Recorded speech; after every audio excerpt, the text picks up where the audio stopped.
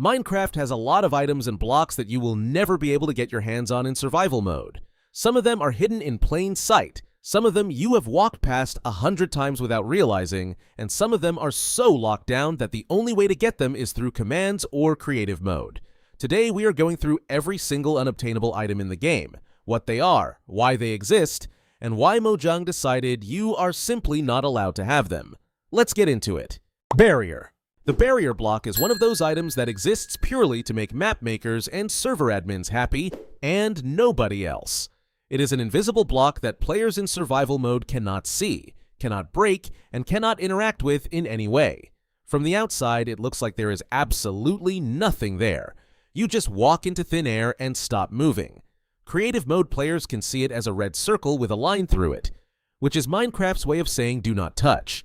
It was added specifically for adventure maps and servers that need invisible walls to keep players in certain areas without ruining the immersion with ugly fences or glass panes everywhere. The barrier block cannot be obtained in survival under any circumstances. Not with Silk Touch, not with any enchantment, not with any trick. Commands and creative mode only. And honestly, that is probably for the best. Imagine finding a barrier block in a chest and having absolutely no idea why half your base suddenly has invisible walls. Overall, it is a simple functional block that does exactly one thing well, and that one thing is stopping you from going somewhere you're not supposed to go. And before we continue, drop a comment down below telling me which item on this list you had absolutely no idea existed. I am genuinely curious how many of these catch people off guard. Bedrock. Bedrock needs no introduction. It is the indestructible layer at the bottom of the world, the floor and ceiling of the Nether, and the block that has made curious players frustrated since day one. You cannot break it in survival. No tool, no enchantment, nothing. Mojang gave it a hardness value of -1, which is basically their way of saying do not even try. There is a long history of players finding exploits to get through it, piston glitches, gravity tricks, various methods, and Mojang patches every single one almost immediately. The bedrock ceiling in the Nether was the most famous one, giving players a massive flat building space above the roof, which was genuinely useful until it got patched. Overall, bedrock is the most iconic unobtainable block in the game. Everyone knows it, everyone has punched it at least once, and everyone has been equally disappointed. Budding Amethyst. Budding Amethyst is one of those blocks that looks almost identical to something you can obtain, which is exactly what makes it so frustrating. Regular amethyst blocks are completely fine to mine and collect. Budding Amethyst, the one with the small cross-shaped crack on it, is the one that actually grows amethyst crystals, and you cannot pick it up under any circumstances. Mine it with anything, even Silk Touch, and it drops nothing. It just disappears. The only way to have a budding amethyst block is to build your farm directly inside the geode where it naturally generates, which is either a fun challenge or a complete inconvenience depending on how you look at it. And since it cannot be moved, your amethyst farm is permanently wherever the geode decided to spawn, which is rarely somewhere convenient. What makes it genuinely interesting though is that it is one of the only blocks in the game that actively grows things over time. Amethyst buds slowly develop into amethyst clusters on any face of a budding amethyst block, giving you a completely renewable source of amethyst shards forever. The block itself is the engine of the whole operation, which is probably exactly why Mojang decided you are not allowed to take it anywhere. Overall, budding amethyst is Mojang's way of telling you the farm stays where they put it. No arguments. Reinforced Deepslate. Reinforced Deepslate is one of the lesser-known entries on this list, and honestly, one of the most interesting ones from a lore perspective. It is found exclusively in ancient cities, making up the frame of the portal structure sitting in the center of every city. And yes, that is a portal frame. Nobody knows what it is for, nobody knows where it leads, and Mojang has said nothing about it. It just sits there looking mysterious while the warden tries to kill you nearby. What makes Reinforced Deepslate special is that it is the second hardest block in the game after Bedrock. It cannot be obtained with Silk Touch, cannot be crafted, and cannot be broken in survival at all. It has a hardness value of 55, which for reference is about 18 times harder than Obsidian. The only way to obtain it is through commands or creative mode. The mystery around it is what makes it genuinely compelling though. The ancient city portal is one of the biggest unsolved questions in current Minecraft, and Reinforced Deepslate is right at the center of it. Mojang added it in the Wild update with zero explanation, and the community has been theorizing about it ever since. Whether it ever actually becomes a functional portal or stays purely decorative is anyone's guess at this point. Overall, Reinforced Deepslate is not just an unobtainable block. It is a placeholder for a story that Mojang has not finished telling yet. End Portal. The End Portal is one of those things every player has seen, but almost nobody thinks about from a technical standpoint. The portal frame blocks that surround it cannot be obtained in survival under any circumstances. No Silk Touch, no tool, nothing. They generate naturally in strongholds, and that is the only place they will ever exist. The portal itself, the actual black void you jump into, is also completely unobtainable, and exists only when all 12 frames are filled with Eyes of Ender. What makes the frame block interesting is that it has a built-in orientation. Each block has an inside and an outside face, and all 12 need to be facing inward for the portal to activate. Place even one facing the wrong direction and the portal never completes. In creative mode, you can actually build a working end portal anywhere you want, which is one of those things that feels slightly illegal the first time you do it. The frame blocks also have one of the highest blast resistance values in the game, second only to Bedrock and Reinforced Deepslate, meaning explosions do absolutely nothing to them. The stronghold is not going anywhere. Overall, end portal frames are one of the most iconic unobtainable blocks in the game. Every player knows what they are. Most players have thrown 12 Eyes of Ender into them at some point, and none of them have ever stopped to wonder why you cannot just pick one up. Now you know. End Gateway. The End Gateway is one of those blocks that most players interact with but never actually think about as a block itself. It is the small portal that shoots you to the outer islands after killing the Ender Dragon, and like most things in the end, you cannot obtain it in survival under any circumstances. It generates automatically after each dragon kill, up to 20 total, and once it is there permanently. What makes it interesting from a technical standpoint is that it is actually two separate blocks working together, the gateway block itself and the bedrock frame surrounding it. The gateway block cannot be broken, cannot be moved, and cannot be replicated without commands. In creative mode, you can place end gateways anywhere, which opens up some genuinely interesting teleportation possibilities since they can be linked to specific coordinates. The teleportation mechanic itself is worth understanding. When you enter one, it does not just send you to a random island. It calculates a specific landing point based on the nearest solid ground in the outer islands, which is why sometimes you land on a tiny island in the middle of nowhere and sometimes you land right next to a chorus forest. Overall, the End Gateway is one of the more quietly fascinating unobtainable blocks on this list. Most players use it without thinking twice, and almost none of them realize there is an entire targeting system running underneath it every single time they jump in. If you're enjoying this so far, a like really helps the video out. Takes 2 seconds and means more than you think. Now back to it. Monster Spawner. Monster spawners are one of the most useful blocks in the entire game, which is probably exactly why Mojang decided you cannot have one. Classic. They generate naturally in dungeons, mine shafts, strongholds, and a few other places, and they just sit there endlessly pumping out whatever mob is spinning around inside the little cage. Zombies, skeletons, spiders, whatever Mojang felt like torturing you with that day. Now here is the part that hurts. Mining a spawner with any tool, including Silk Touch, drops absolutely nothing. It just vanishes. Gone forever. And the worst part is that a spawner is worth infinitely more left alone than destroyed. A good zombie spawner with a proper farm built around it gives you more experience in loot than most players will ever need. So if you mine one by accident, that is genuinely on you.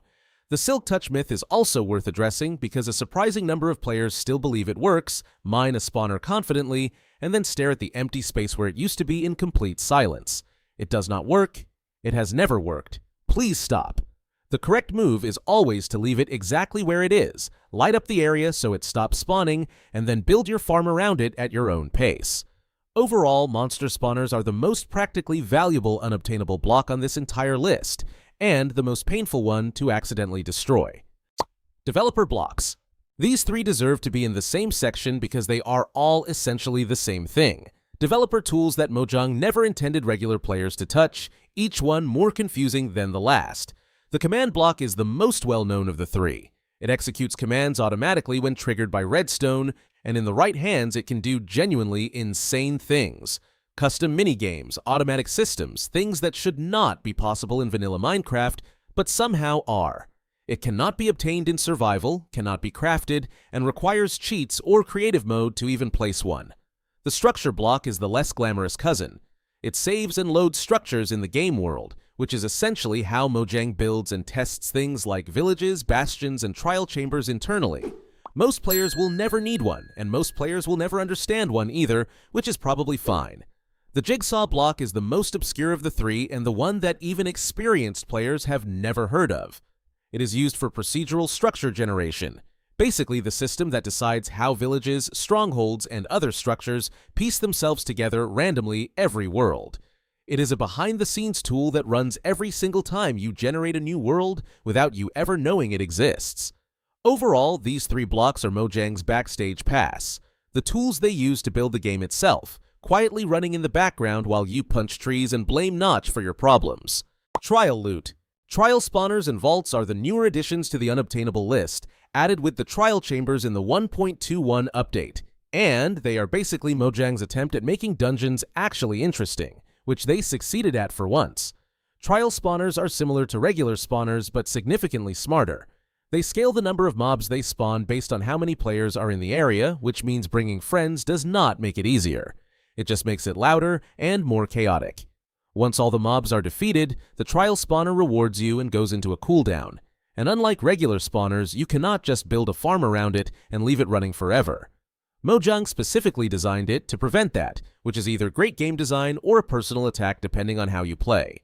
The vault is the reward chest that goes along with it, a block that can only be opened once per player using a trial key, meaning everyone in the group gets their own loot without fighting over a single chest. Both blocks cannot be obtained in survival under any circumstances, and honestly, the trial spawner especially makes sense to keep locked away.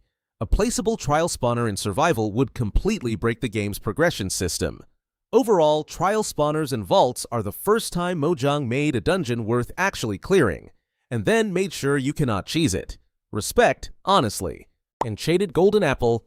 The Enchanted Golden Apple, also known as the God Apple, the Notch Apple, or just the thing that makes PvP players unreasonably angry, is one of the most legendary items in Minecraft history, and the reason it is on this list is because Mojang actually removed the crafting recipe for it back in 1.9, making it completely unobtainable through normal gameplay.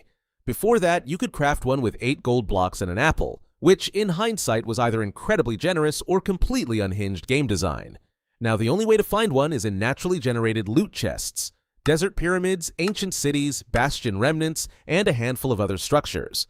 They are rare enough that finding one still feels like a genuine event. What makes it so powerful is the effect combination it gives you: Absorption IV, Regeneration 2, Resistance, and Fire Resistance all at once, for varying durations. In a PvP situation, a player who pops a God Apple is genuinely terrifying for about 30 seconds.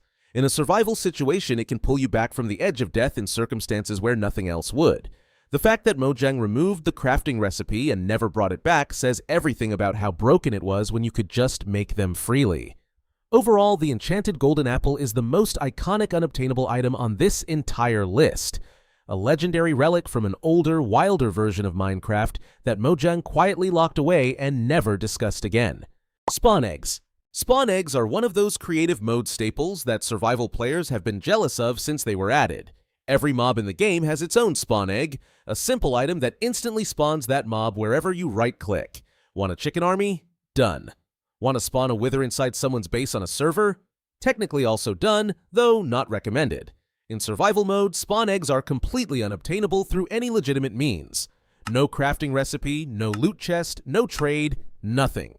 The only exception is the turtle egg, which is not really a spawn egg but works similarly, and the sniffer egg, which can be found in suspicious sand in ocean ruins.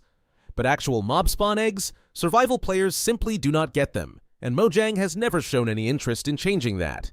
The closest thing survival players have is finding a natural spawner and building around it. Infinite mobs of one type, zero control over where they appear, maximum chaos. Not quite the same thing. It is a simple item that would completely change how survival feels if players could get their hands on one, which is probably the exact reason it will never happen. Creative mode gets everything. Survival gets a spawner in a dungeon and a dream. Sculk Shrieker. Sculk Shriekers are technically obtainable in survival. You can mine them with Silk Touch and place them wherever you want. But here is the thing. The naturally generated ones found in ancient cities have a hidden property that the ones you mine and replace do not. They are tagged as the variant that can actually summon the Warden. A Sculk Shrieker you pick up and replace is just a loud, annoying block that screams at you and raises your warning level. It cannot summon anything. The one sitting in the ancient city untouched is the real deal. This distinction is completely invisible to the player. Both blocks look identical, both sound identical, and the only difference is a single hidden data tag that Mojang buried in the code. The only way to obtain a can-summon Warden Sculk Shrieker as an item is through commands, making it technically unobtainable in legitimate survival gameplay. What makes this one of the most fascinating entries on the list is how deliberate it feels. Mojang clearly did not want players relocating Wardens summoning Shriekers to wherever they felt like, so they quietly made the placeable version a defanged copy of the real thing. Building a Warden trap in your friend's base using Shriekers you mined from the ancient city does not work. The Warden stays in the ancient city where it belongs, whether you like it or not. Overall, this is the sneakiest unobtainable on the entire list. A block that pretends to be obtainable while quietly keeping its most dangerous feature completely locked away. And that is every unobtainable item in Minecraft fully explained. Some of these you already knew, some of them probably surprised you, and at least one of them made you immediately want to go check if it is actually in your world right now. The reinforced Deepslate portal is still sitting there, by the way, still unexplained, still doing nothing. Mojang will get to it eventually. Probably. If you enjoyed the video, make sure you are subscribed because there is another video already waiting for you. And it covers something every Minecraft player thinks they know, but probably does not. Go check it out, and I will see you over there.